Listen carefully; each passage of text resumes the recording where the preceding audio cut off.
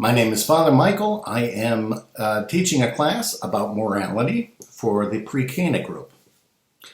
Morality has to do with our concept of what is right and wrong, how to integrate our faith into those decisions.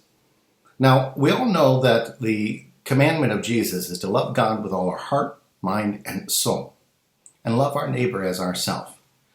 In this way, Jesus had summarized the greatest commandments. He's actually drawing from the Old Testament and then finding this nice summary within the book of Deuteronomy. As Jesus picks these out, the scholar of the law, meaning the scholar of the Old Testament, understands that this is absolutely the right answer. It is a great summation of everything. I think sometimes we oversimplify that into saying, in this, Jesus is saying, the rest of the rules don't matter. Just love God above all else and love your neighbor as yourself and you're good. But that's not really what he's saying. What he's saying is all of the laws are contained within these. Now, within that, there are three understandings of love. First, love God. Love God above all things. Love God with all your heart, mind, and soul. So love God. Second, love your neighbor. Who is your neighbor? He gives a wonderful parable about the Good Samaritan, where the person is walking, he sees a person beaten on the side of the road, does nothing to help. Then along comes a priest, sees the same person, crosses the other side, does nothing to help.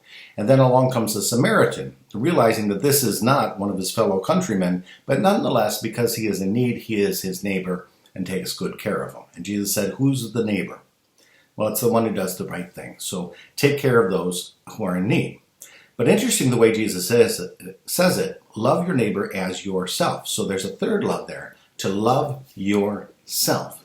So the application of the law of God requires us to look at three different spheres, looking at how we love God, how we love others, and how we love ourselves. When C.S. Lewis was writing, he talked about it, the morality being like a ship.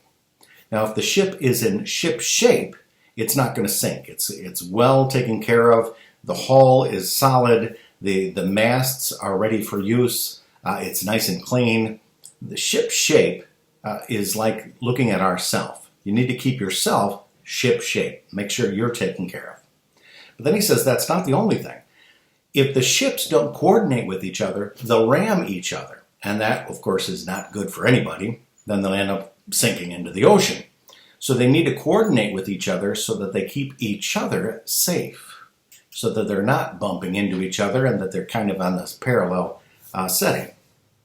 Then he says, but there is a third thing, their destination. It's one thing to just, be ship shape and coordinate with the others, but you could just go forever in a circle in the ocean. You got to remember what's your destination so that we all go together toward that destination. And that, of course, when we're talking about the morality, we're talking about our destination to make it to heaven, to make it to God's plan, what God has envisioned for us.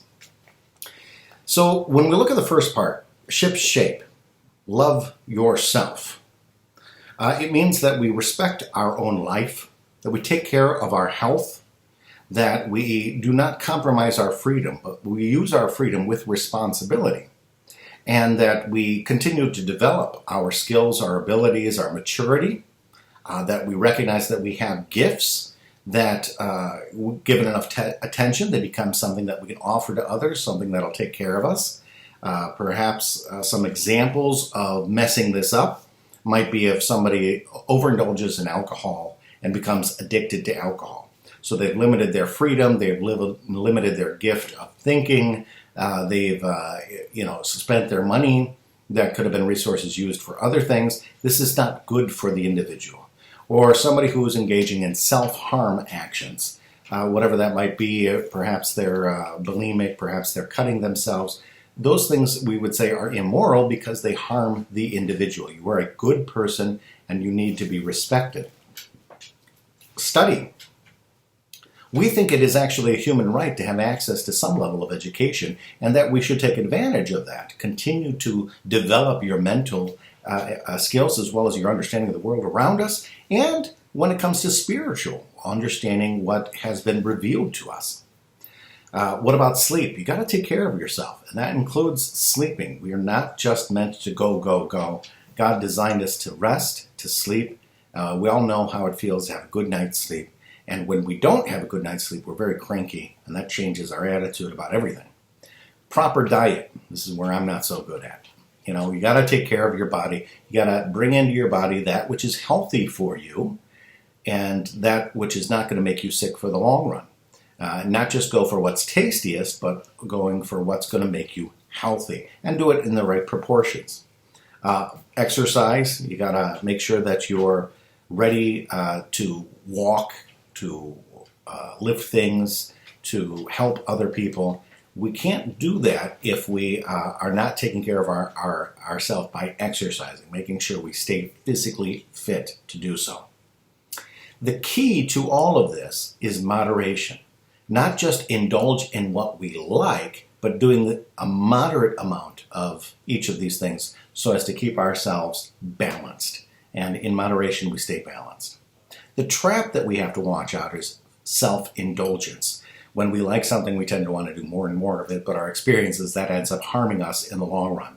So self-indulgence, self-centeredness, although we're saying that taking care of the self, being ship-shape is good, it's not the only good. And sometimes we get self-centered.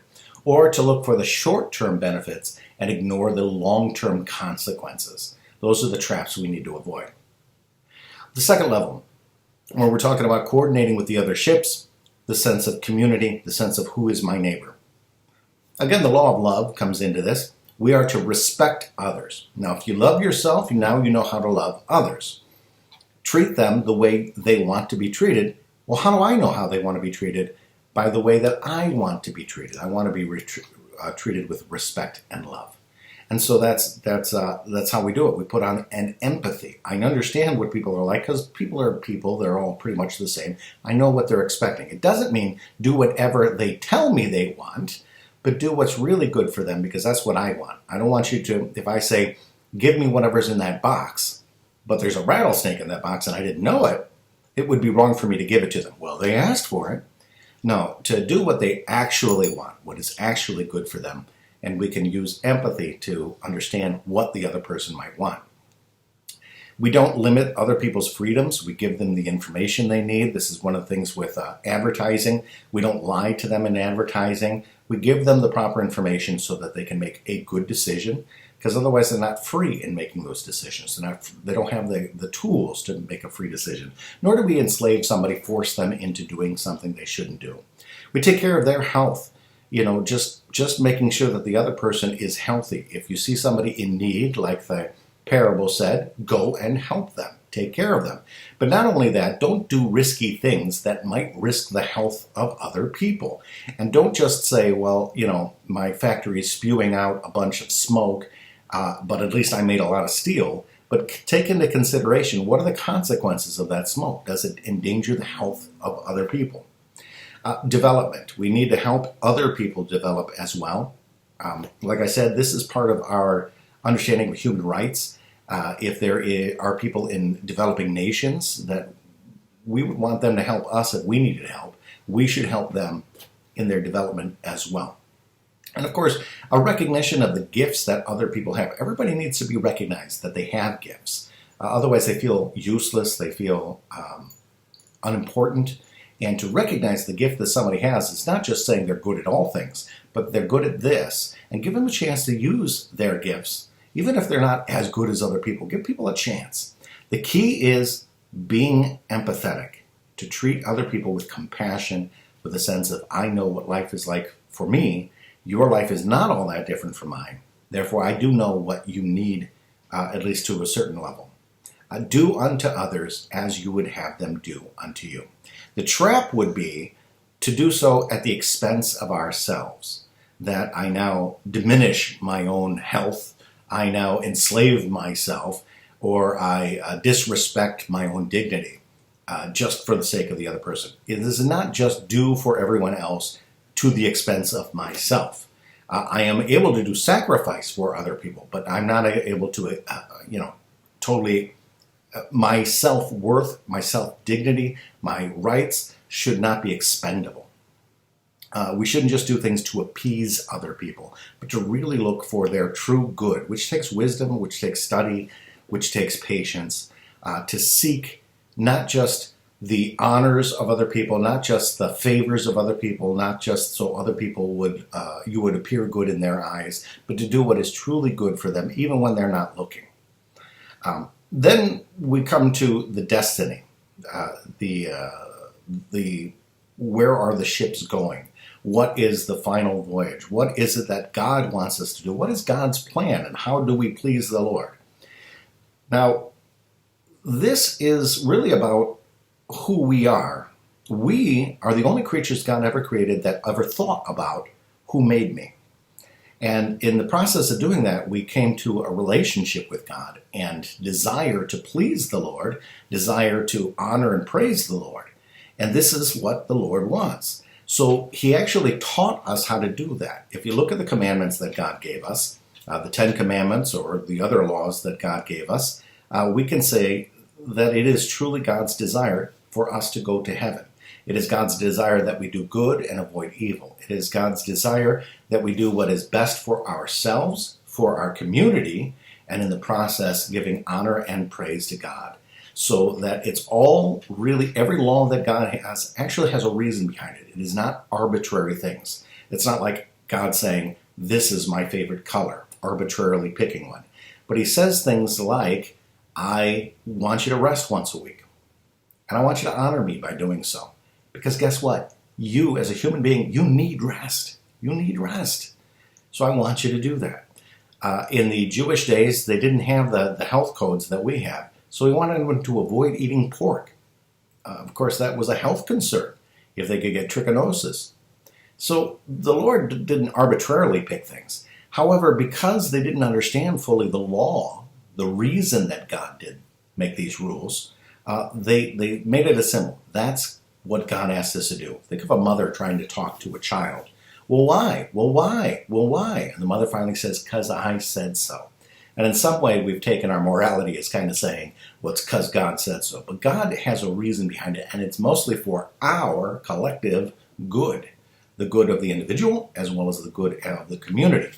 Even though sometimes it does require sacrificing the immediate desires, the immediate goods, for the long-term goods, or it sacrificing some of the immediate, tastes or pleasures for the sake of something better, something later on. So the Lord's laws are all about that. It's about teaching us how to be the best version of ourselves, and that actually pleases and gives praise to God. He does desire to have a relationship with us. And he says, the way that I want you to have this, I want you to imitate Jesus. It is God's desire to be with you forever. So I want you to be in heaven. Let me give you the roadmap to go to heaven. Do as Jesus does. This is my beloved Son. Do as he says. And even Mary would repeat that when she says, do whatever he tells you. And so that requires us now to look at what Jesus does as being, this is our roadmap. This is our perfect example. And this is how you get to heaven. This is about not just saying this is a wise person who seems to get things that he wants, but this is one who knows exactly what the Father wants, and therefore will show you exactly how to do it. It requires us to trust God. He gave us a whole bunch of saints who have done such a good job at trusting the Lord that they even knew the difference between sacrifice and, releasing or ignoring their own dignity. That's not what they do. When they become martyrs, they actually hold up their own dignity and say, you will not enslave me into the worldly ways. I refuse to be enslaved. And it's their courage that makes them martyrs, because they are absolutely living their dignity, although it does come at the price of sacrifice. We also see that the church, its primary role is to help us to figure out and navigate as things change in our world and we try to adapt with medicine, technology, culture. Where do the laws of God apply, and where is it really just a cultural thing?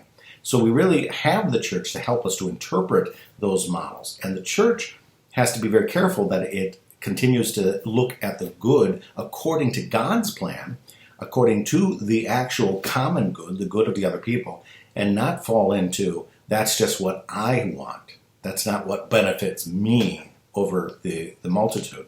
And of course, church is made up of human beings, so it is possible for a human being to fall into the trap of not looking at it that way. So we really do need checks and balances.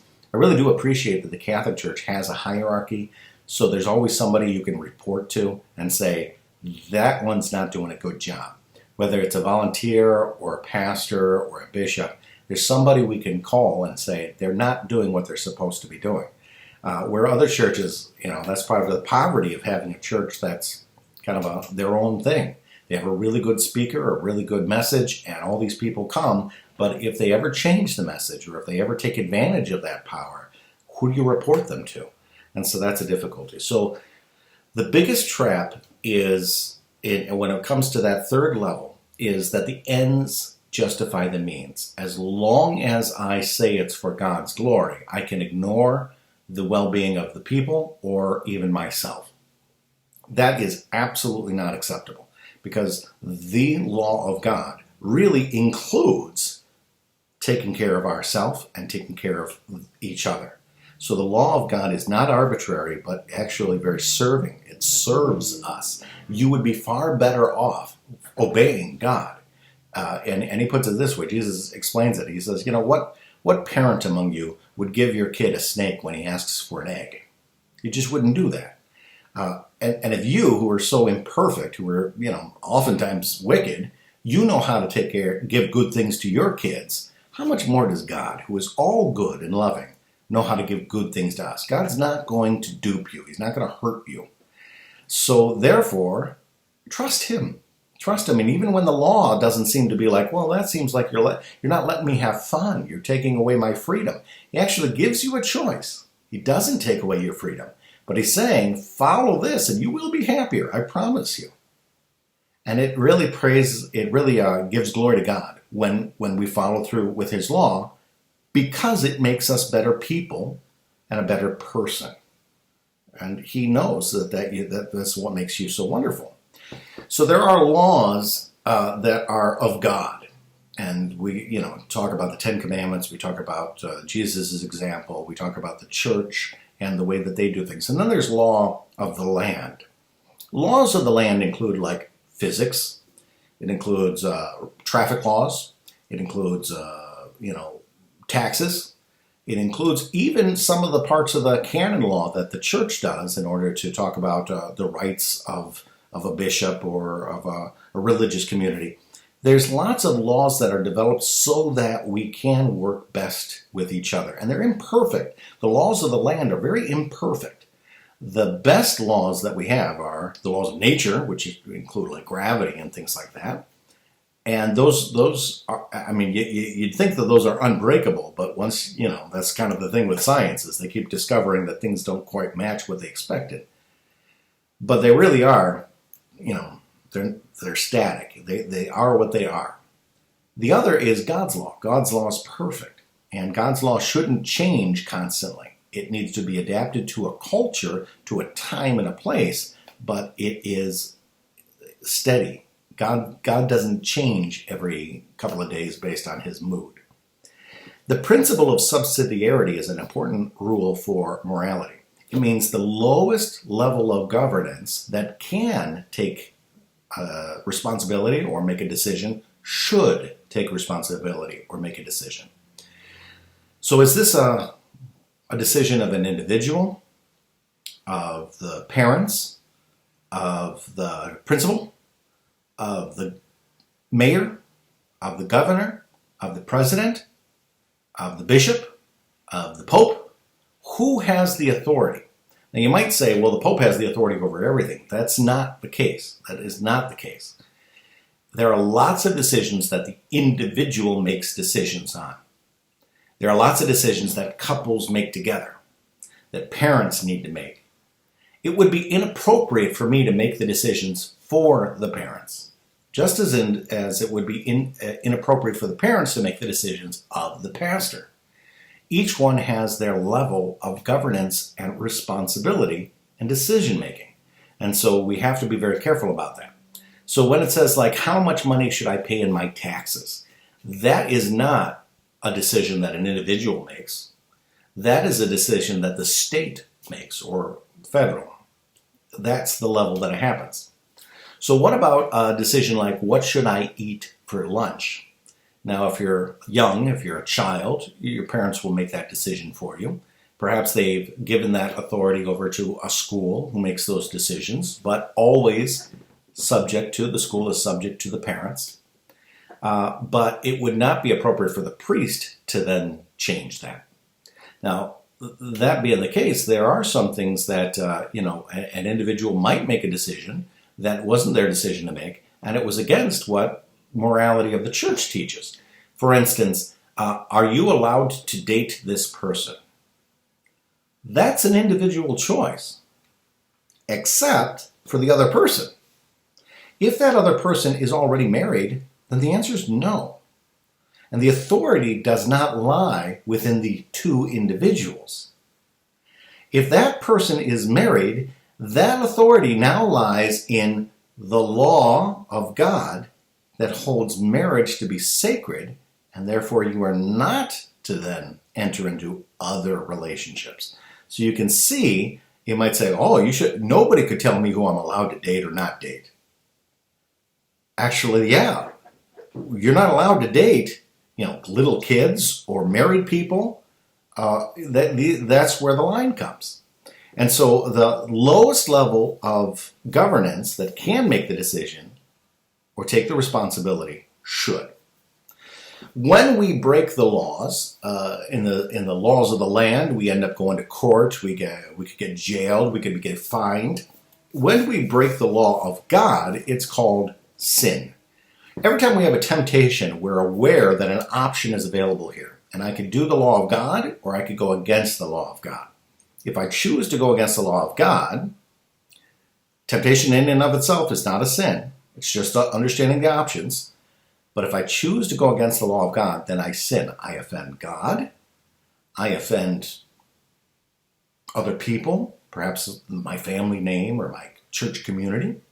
And I offend my own dignity in doing that. Whatever the sin might be, every sin has three levels in which it is wounding. It hurts the Sacred Heart of Jesus. It hurts your relationship with others. And it hurts your own sense of self. Now, you might say some sins are so personal, so private, nobody else even is aware of it. How could that hurt them? But it does. Okay. Imagine if there was a doctor and he was very gifted at curing cancer. And you have cancer. And he doesn't hurt you, but he keeps it a secret that he's a good doctor and he knows how to cure cancer. Instead, he tells everybody he's a golf caddy and he just wants to go golfing all day. Now, he has offended God because he hasn't followed through on his gifts. He's offended himself because he hasn't lived up to his potential. But you might say, well, the others are totally unaware. But has he not hurt the people who have cancer? Or the people who could learn from him so that they could take care of the cancer patients? There might be invisible ways that you hurt the community, even though it's very personal. But those wounds are very real. We categorize sins in two general boxes: mortal sin and venial sin. A mortal sin has three components. It's got to be grave in matter. Who decides the gravity, how serious a sin is? Well, that's really the responsibility of the church. A lot of people say, well, I don't think that's a big deal. You don't have the authority to say that. The church, over its many, many thousands of years, has come to the conclusion some sins are so grave that they deeply offend the Lord, they deeply hurt the community, and they deeply offend the dignity of the individual. Second, you have to know that it's grave. I know that this is a serious way that I'm offending God, community, and self. Third, you have to do it of your own free will. Nobody forced you into it, or addiction or something that made you do it. So if it's grave, if you know it's grave and you do it freely, then it's a mortal sin. If it doesn't have all three of those, then it's a venial sin. All other sins are called venial sins. Let me give you an example of each. A mortal sin or a venial sin might be if I call my friend a name that offends them. That's a venial sin. It's not very grave. And that person might be offended for the moment, but they'll get over it. Our friendship isn't ruined over this. However, if I open up the car door in a moving vehicle and throw my friend out of it, we're not going to be friends anymore. That has just really increased the gravity of what we just did. And so that makes it a much different deal.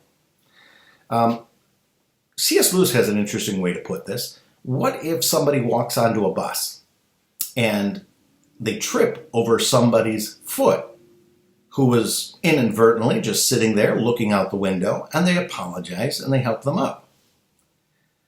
How offended is that person? How angry do they get? Well, not that angry. I mean, it happens. It's an accident. It's a mistake. They didn't intend for it to happen. So the fact that they didn't do it freely of their own free will, they didn't know that they were doing it. Okay, so it's not a big deal. However, if you walk onto the bus and somebody sticks their foot out and tries to trip you, but you step over the foot and avoid it, how angry are you now? You might be very angry because that person just tried to trip you. Now, what's very interesting about it is, in the first case, you actually fell and got hurt. In the second case, you didn't fall and you didn't get hurt. And yet, because of the intentionality, because it was done on purpose, it has changed in its nature, in its evaluation of how wicked or how good it is. So that is how that works. When it comes to sin, what do we do when we have sin? Well, we're supposed to take it to confession. Each and every day that we go to Mass, we start the Mass with Lord have mercy, Christ have mercy, Lord have mercy, or the I confess to Almighty God prayer. And we're basically saying, I know that I've sinned, but most of them are venial, and I ask you, God, forgive them. I think that's a good practice every single day. Before you go to bed at night, ask God to forgive your venial sins, the sins you didn't intend to do, or we're not even all that serious, but we're trying. We're working toward being really good. However, if we have a grave sin, we have to take that to confession. So when we go to confession, we confess all of our grave sins and any venial sins we remember. If I have a grave sin that I knew was grave and I did it on purpose, now it's a mortal sin. Mortal sins can be forgiven, but only in confession. Only in confession. So we have to go to the priest. A lot of people object to this. Can't I just say, God, I'm sorry? For venial sins, pretty much you can. You can say, God, I'm sorry. And God hears you and he's okay. But remember, the nature of a mortal sin, or any sin, it involves disrespecting God, disrespecting community, and disrespecting yourself. So I find that a lot of people, when they scream up to the heavens, I'm sorry, God, they might believe that God forgave them, but they still hold that sin. They still think of themselves as a bad person. They still define themselves on the sin, so they really haven't forgiven themselves. Not to mention, nobody else was asked to forgive them. Nobody from the community. So when we go to confession, we're actually asking Jesus to work through the priest and the church community to work through the priest to offer reconciliation, to offer that we are now no longer separated, but our friendship is renewed. So the priest represents the community as well as our Lord Jesus Christ, the divine. Finally, the priest prays and actually asks that you personally might receive peace, that you can let your sin go. Now, I'm going to hit on something that is really important here. After we have confessed our sins, we usually get a penance, some sort of prayers or act of sacrifice that we have to do. That helps us to kind of live the life of somebody who's trying to get over their sins, trying to let those bad habits go. But sometimes we need to make amends. If I say to Father, hey, I stole $100 from my brother, guess what? You're going to have to repay your brother. That's making amends. That's making amends. Your brother might not even want it. Might not need it. He might need it a lot. But that's not the point. It wasn't yours to take, so you need to put things right. So you give it back. And if he wants to give you a gift, you accept the gift. But that's his decision, not yours. So that's what amends are about. Conversion means I thought what I was doing was good for me, and I didn't really care too much about my community or God. But I didn't realize how bad this was.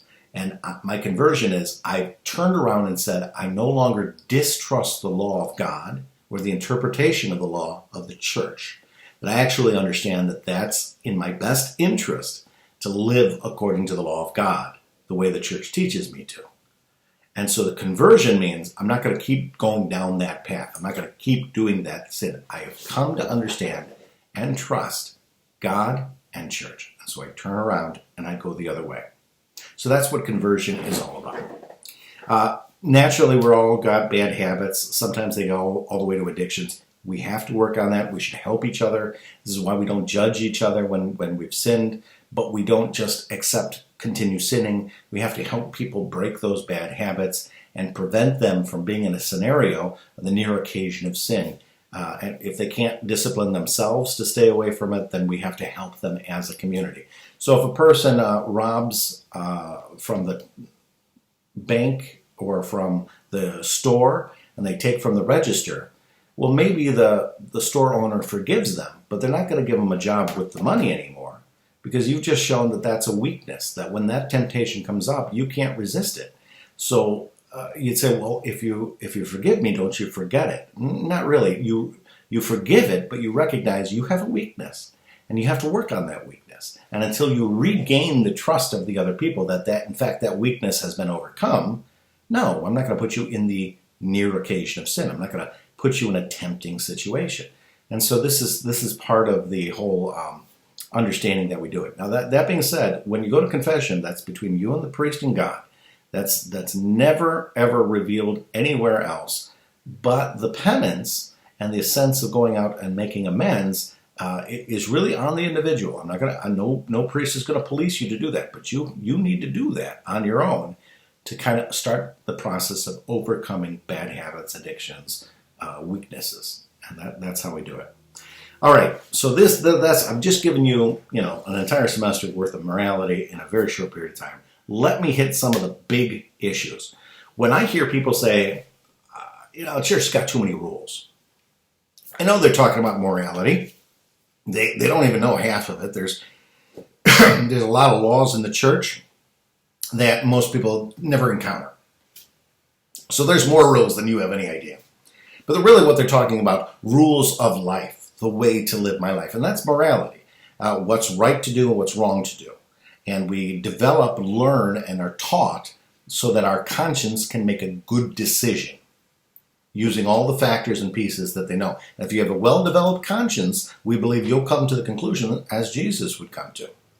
And so that's the name of the game, is let's make conscious, a good formed conscience, so that people kind of do what Jesus would do. And so that's what we're aiming to do. Most of the time when people say the church has too many rules, it really comes down to two things that they're talking about. Sex and going to church on Sunday. That's almost completely what everybody's talking about. Sex. Let's get through some of that.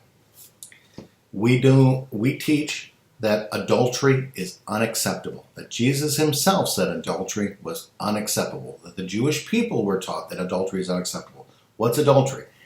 Having sexual relations or some sort of intimacy with a person who's married to someone else. An extramarital affair. That is not acceptable. That is not acceptable.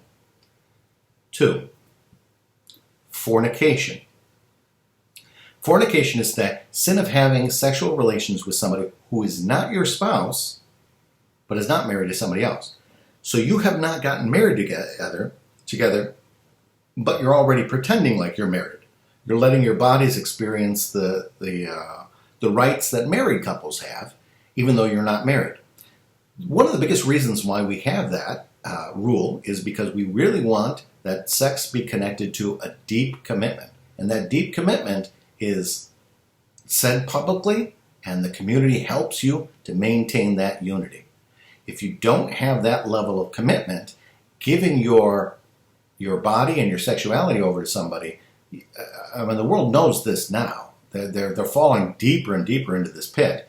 It is much more damaging than I was just having fun. That it affects a person's self-image. It affects them sometimes with sickness, but sometimes it affects just the way that they have other relationships with other people. And so it is really meant to be for marriage. Now, when it comes to cohabitation, living together, the church teaches don't do that, but there's a reason we teach that. It's not really a sin in and of itself.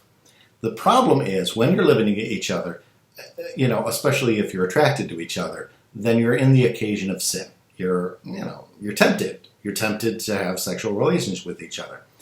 And it tells the rest of the community, nobody sees you behind closed doors. Everybody kind of assumes you're having sex with each other.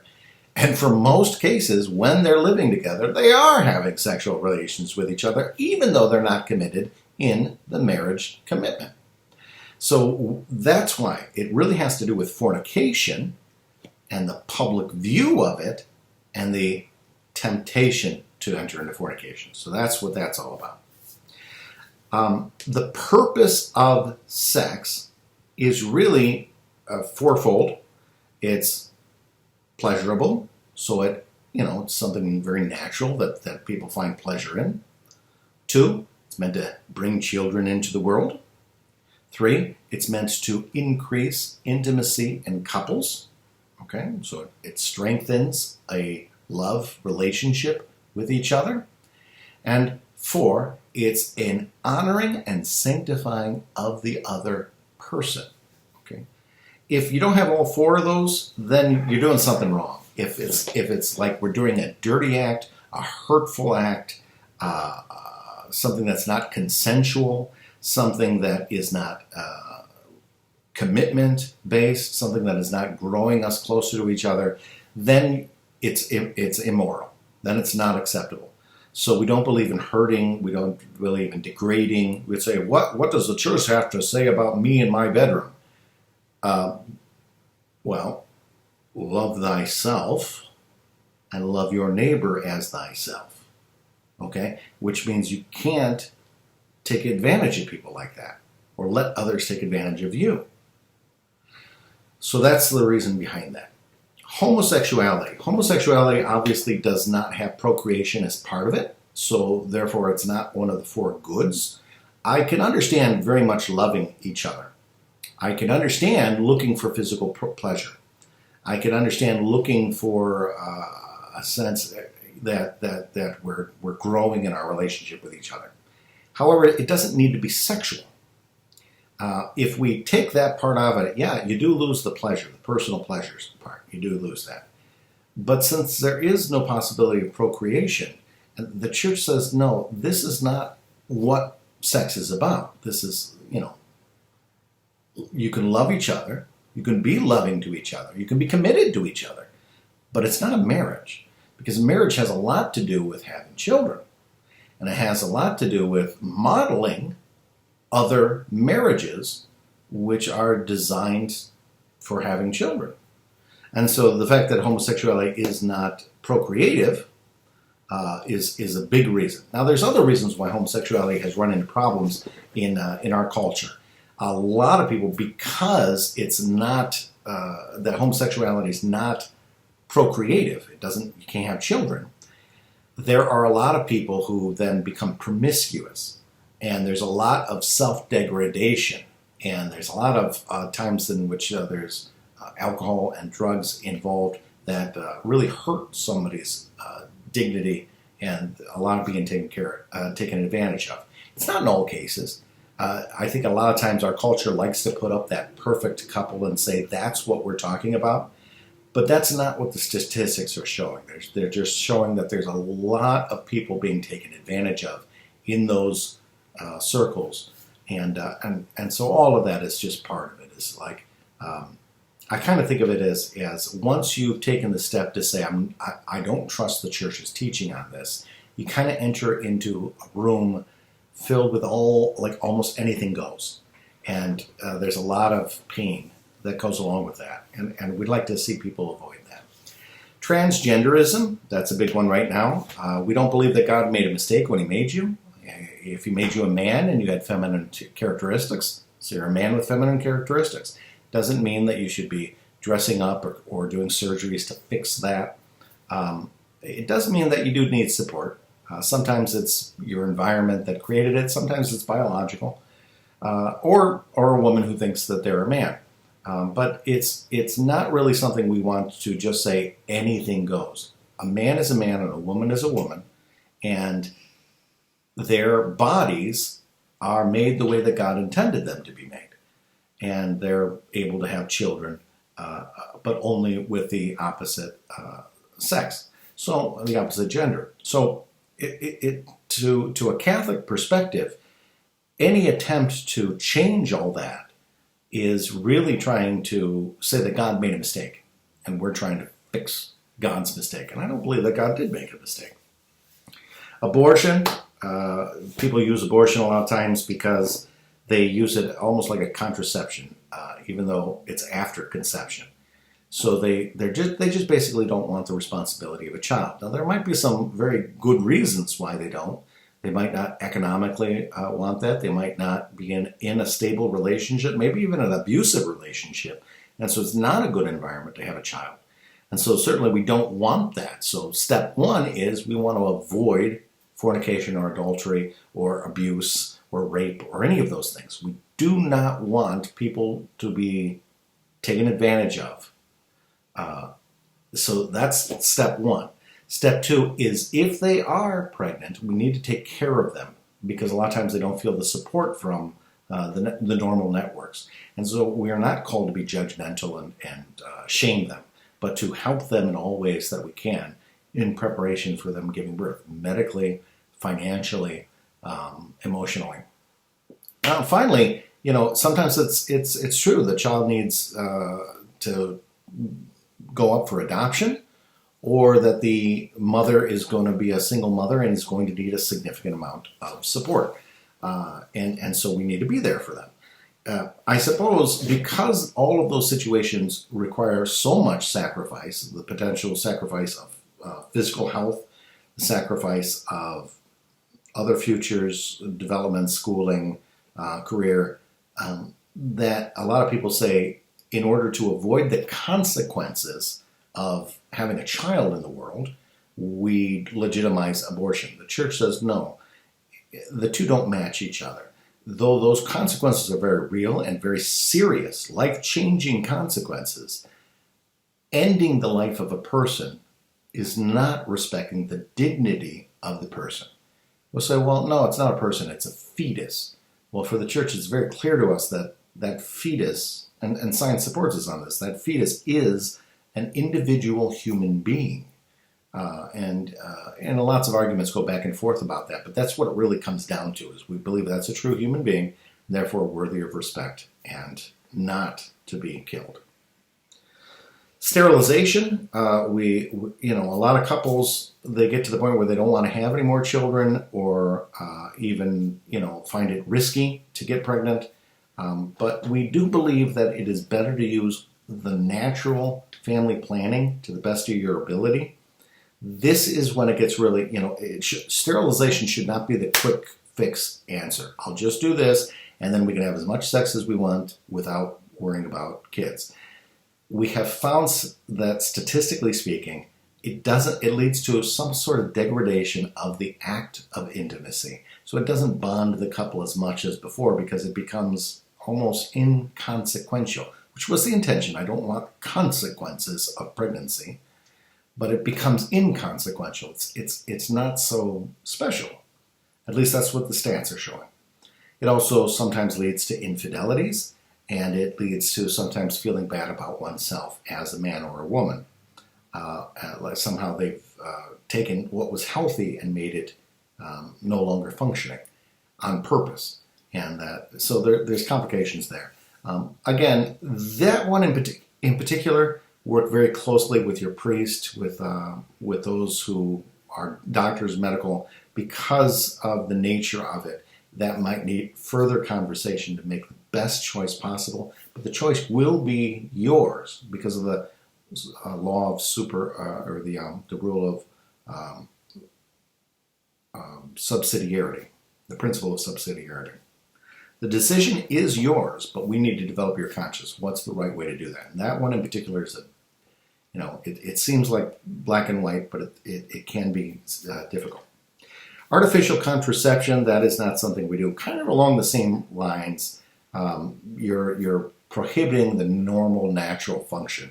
A lot of times artificial contraception was meant so that couples could have sexual relations without the consequence of pregnancy. I don't like to think of pregnancy as a consequence. And I also don't know that that leads to better marriages.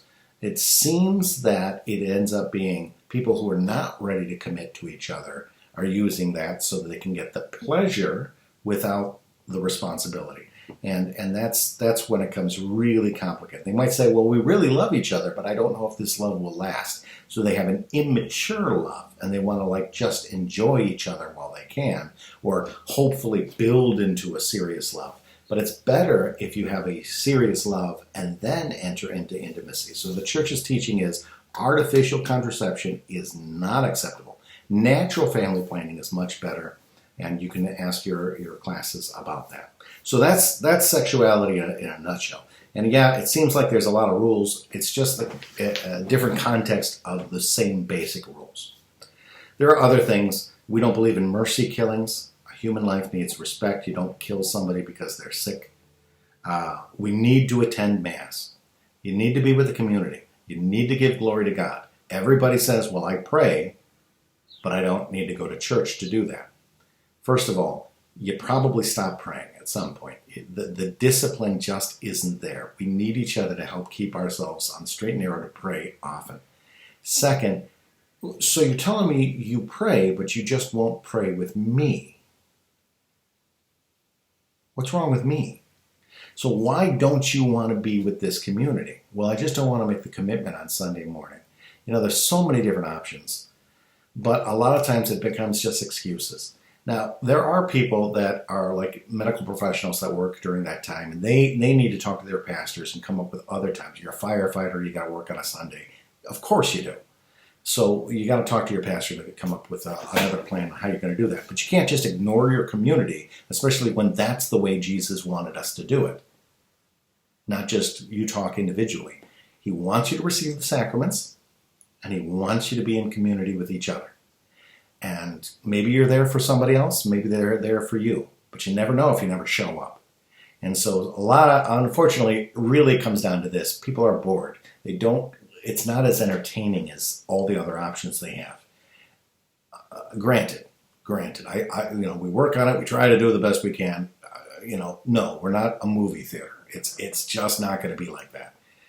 And yet, nonetheless, I think there's something really beautiful and meaningful about dedicating just taking an hour and saying, Lord, I give you this hour. However you want to use this hour, Lord, it's yours. It's yours. Mold me, shape me. I give myself to you this hour. And that's kind of what it's all about. And hopefully you have a good parish, a good priest, a good deacon that's going to help to develop you spiritually. But it isn't really about I like it or I don't like it. It's about giving God the time that's necessary. Other things, you are required to baptize your children. If you're a Catholic, you got to baptize your children. You don't wait until they grow up. It's like, it's like saying to a kid, well, you can put anything you want in your mouth and then make until, we wouldn't do that. You'd say, I know what's good for you, and I'll teach you what's good for you. Same thing, you know that Mass is good. You know that baptism is good. You know that Jesus is good. You know the church is good. You give the kids what is good. You don't deprive them of that. Contribute to the mission of the church. You put in the collection basket. You don't have to put a huge amount of money. That decision is yours. We suggest that you do a tithe. Mind you, a tithe doesn't mean give 10% of your income to the church. Most people do more like 5% to the church, and they use the other 5% for other things, like their kids' education, for maybe even doing a pilgrimage, or helping the homeless people. whatever you want to use it for. It's your money. You make the decision on how you're going to use it. But contribute to the mission of the greater church. Help us do the things that Jesus asks us to do. You get to decide in what way you're helping. Capital punishment, don't kill people. I don't care how bad they are. We don't fill hell with bad people. We hope and pray for their conversion so that God may be merciful to them. Environment, we've got to take care of the environment because this is a gift we were given, but we have to leave it for the next generation. And again, if you're not taking care of the environment, you're not being loving to your neighbor. That is the next generation. Racism, they all have God's dignity. There is no reason for us to have racism. And the church has gone back and forth on this. It is consistently taught that racism is not acceptable. In practice, there has been moments and places in history when it struggled to really live up to that. But if you really look at the history, you'll see for the vast majority of history, we were the champions for true love of all races. Even today, we are in every country around the world. We cross all borders. We risk so much for everyone. And, have there been periods of history that are embarrassing because it's inconsistent with the teaching of the church? Yeah, I have to admit, there are some times and places where that happened. But certainly it is, you're not to be racist. And politics, vote in a way that matches your conscience, that matches what you believe is right and wrong. But your conscience needs to be developed. So entering into a serious conversation, and it's just a conversation with the church about politics, about political issues, not candidates, but issues, is very, very helpful in developing a good sense of what does my vote matter and what is the common good and what is it that we're trying to achieve. And that's very good. Sometimes we just get so heated we don't like to talk about politics. Well, if you leave God and church to the sidelines, you missed an opportunity. Now, the church is never going to tell you how to vote. That is your decision. Nonetheless, developing a developed, mature understanding of politics, along with your faith and morality, is so important.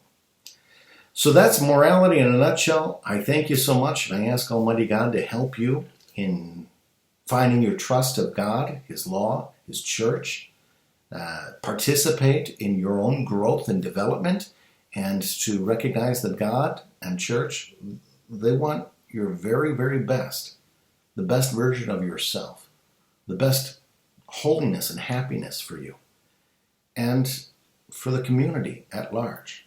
And that your life and your decisions, they matter. They matter to keep you shipshape. They matter to keep you coordinated with all the other ships, and they matter in the destination we're all heading to. Our Lord loves you and wants to be with you forever. Trust Him. Trust His ways. Do as Jesus would do. God bless you.